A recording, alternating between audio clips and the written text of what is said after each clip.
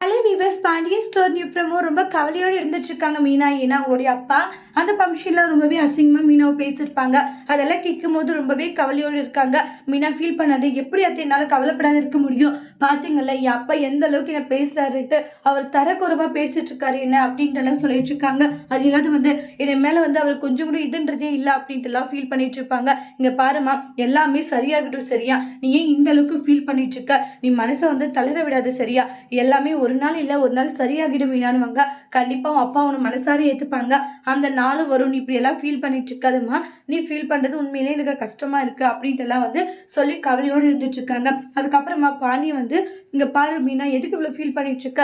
இங்கே பாரு, ஒரு குழந்தைய பெற்று கொடுத்துட்டா எல்லா கஷ்டமே உங்களுக்கு தீர்ந்துடும். கண்டிப்பாக அவங்க உன்னை மனசார ஏற்றுப்பாங்க.